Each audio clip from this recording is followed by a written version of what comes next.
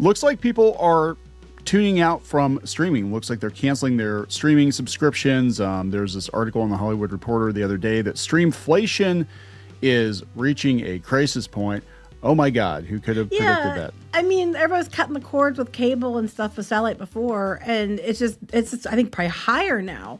Yeah. In some regards, when you have everybody and their dog having a streaming service, everybody and their dog. They're eating each other now, but they're the ones that are left are charging more because they can. And so now it's coming to a place where people are just going to start choosing, do I want this or do I want that? Or they're going to go watch YouTube and things like that till Mohan destroys it. Yeah, and that's definitely coming in. But it seems like they're trying to push everybody to premium too. The thought process, some people are thinking they're making the ads as intrusive as possible to get people to pay for premium. But then other services are trying to get people to use the ad supported because they get more money from the ads. It's like, well, what gets me about the premium thing is, and you do that, that's all great, except people, even if you have ad free, you still get ads. Oh, yeah. It's weird. So we'll talk about this because this is something that we are actively working on in our own household. We are cutting back on streaming services because we subscribed to things like 5 years ago and the price has been creeping up and up and up and up. And we're going to talk about how much these services cost. And we cut the cord originally to not have to pay the absurd amount of money we're paying for DirecTV. And now the streaming actually costs as much, if not more, than DirecTV did. And it's ridiculous. So before we get into it any further, please subscribe for more pop culture news, views, and rants. Guys, yeah, woohoo if you do. Woohoo. This is Kneon. I am here with Geeky Sparkles. Hello. And this is the video where we talk about how much your streaming is costing you and maybe give you some alternatives. But let's just look at this. This is where everything's at right now. This is Bubik on X. Netflix raised prices, Disney Plus raised prices, HBO Max just raised their prices, Amazon removed 4K from the standard plan. I'm sorry, it's Public. Sorry. YouTube Premium's $15.99 a month. Family plan hit $26.99. Average American spends $828 a year on streaming. We're paying more, getting less, and watching ads anyway. Yeah, because I was explaining to our kids back in the day, you got free TV. Your choices was you either bought like HBO with no ads, or you got network TV for free, but you had to sit through the ads or any of the other channels. That was the deal. And now it's like you have to pay for it and still have to watch ads. And if you don't want ads, you have to pay more, but they're still going to put ads in there anyway. I'm just telling you. Yeah, everybody's saying sail the high seas, guys. Right? Sail the high seas. So this is coming from the Hollywood Reporter. We've kind of reached an inflection point or breaking point, I think, for some people. Again, I'm loving Roku and Tubi and all these other like free services. For now, until they decide to force you to pay for that too, which I think is coming. Hollywood Reporter says, right as the biggest players in entertainment are turning streaming into a viable business, there's a growing concern that a wrench could be thrown into the entire sector.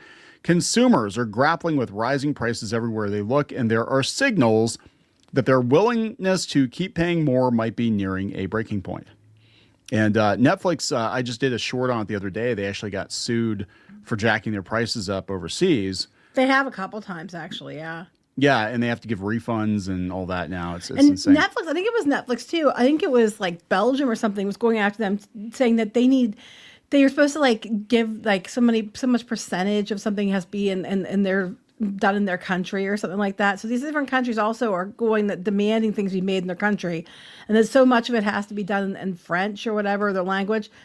And they're like, but then the percentages they're demanding are not realistic for the size of the country, and so they keep running into all these different lawsuits in different countries and things related to what they put out or how much they charge or who they're targeting or whatever. So here's the thing, like gas prices are skyrocketing, food prices are skyrocketing, people are tapped out, and the entertainment's not even that good. That's the thing. Like if the entertainment was the most amazing shit you have ever seen in your entire life, then it's probably worth paying whatever. But people aren't paying whatever for it because they're like, oh yeah, so I'm going to pay, okay, I watch One Piece or whatever on Netflix, but then after that, it's just a bunch of other stupid crap I don't care. Well, that's why people either just subscribe for a month or two, watch what they want, and don't subscribe again for a while till they get some stuff on they want to watch. Or what they're doing is they're trying to force people to pay for the ad-supported tiers because they get paid twice. when you have the ad-supported tiers, you're paying a fee that was basically what the fee always was before to get to watch it, and then you're getting all the ad money, which is why Disney kept forcing people. They want to force you to the ad-supported tier. People who pay for the ad-free tiers, they still get ads shoved in places, but they're not making as much money off of you. Yeah, no, that's true. And I think that's part of why Hollywood might be flipping the hell out a little bit, because they're like, oh, well, that's okay. They're going to pay for streaming forever. You know, because we had the pandemic and they're like, oh, we're going to pay forever for this shit.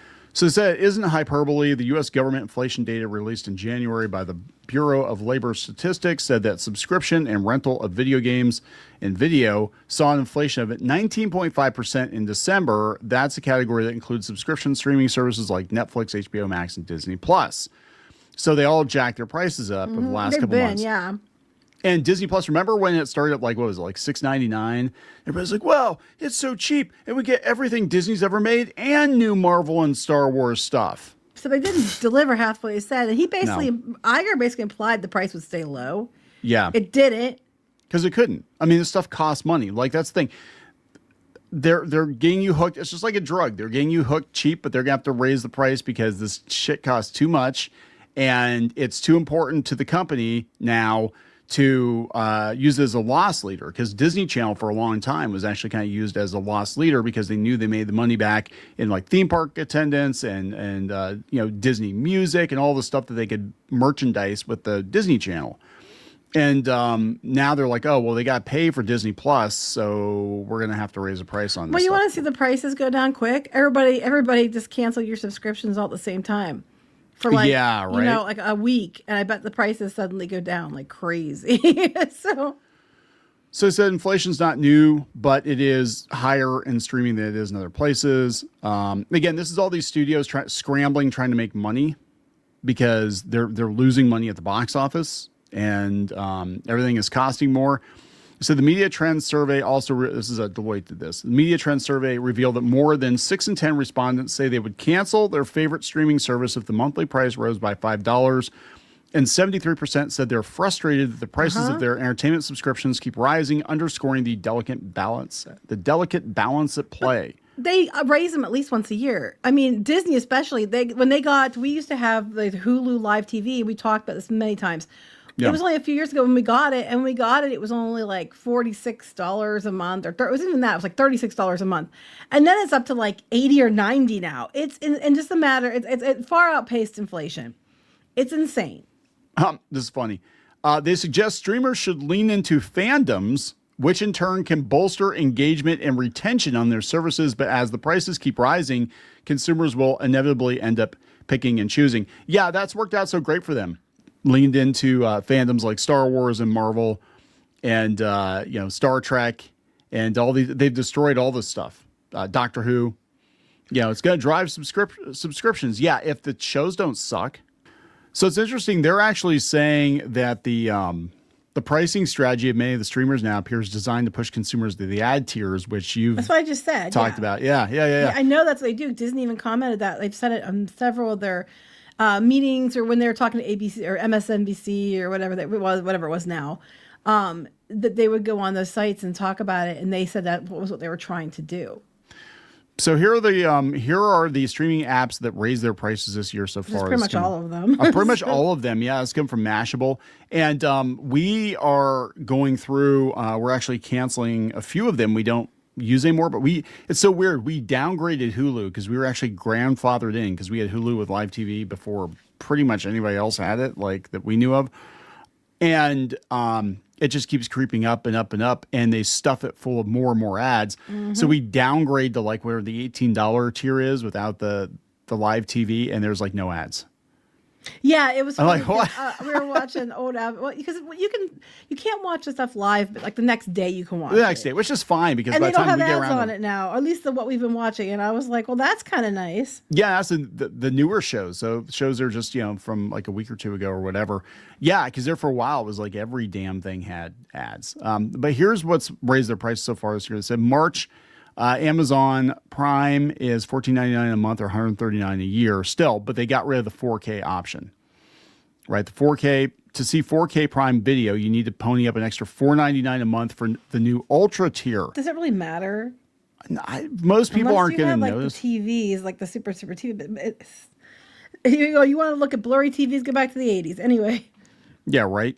So the next are so $20 a month. Paramount Plus, back in January, Paramount Plus upped the prices of both of their tiers by $1 a month. And now they're going to merge Paramount and HBO and whatever, I think.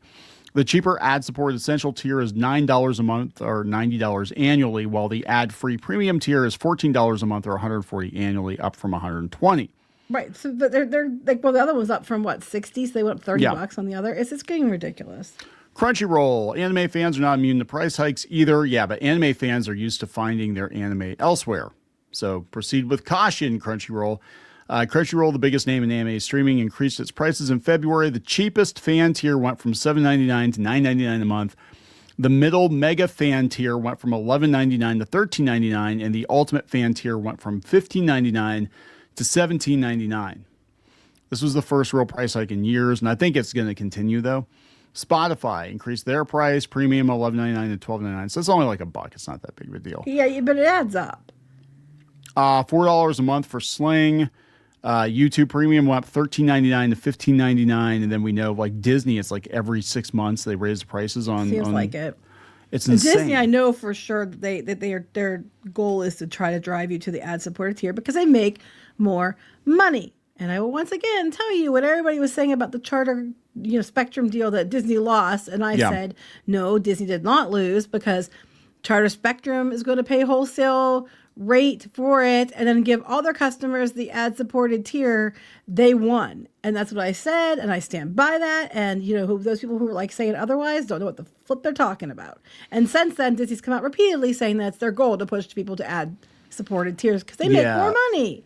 So I guess like you're gonna have to really think about your streaming. I think a lot of people are going to, because you start adding it up. I was adding ours up. I'm like, my God, we're spending almost $200 a month on You're streaming. not cutting the cord anymore because it's just as much for cable or dish. Read a book. Yeah. Buy a book. Listen to people to a record. To YouTube, like not even for their their Red or whatever they call it now, whatever their $14 a month thing is, just to watch free stuff. And YouTube's trying to find a way to ruin that too. Oh, of course they are. Yeah, they're going to push a lot of people out, and then they're going to cry about it, be like, "There's no demand for digital content anymore, guys." Oh my God, nuts! Because they're going to push everybody out. Tubi, Roku, YouTube right now, and you watch your favorite creators. All these things you can do for free. Just watch ads. Yep. As TV was for decades. Yeah, we used to go use the bathroom. We used to go get popcorn. Mm-hmm. People and make you know out. what? At least you don't have to pay for it then, because usually it was one or the other. Make out, yeah. At least it was one or the other. But now they're trying to have both and take all the money from both, and it's like they're just sick of it. All right. Yeah, we used to have entire programs that were commercials. Remember the infomercials? They're still a thing. They're still a thing on stuff like on MeTV. I think they still run that crap for the old people. Like, anyway, we're getting to that point though, because that's why I usually put the TV on now. It's like MeTV or something. So I'm getting there. We're gonna wrap it up. Yes. Please subscribe. We'll talk later. Bye.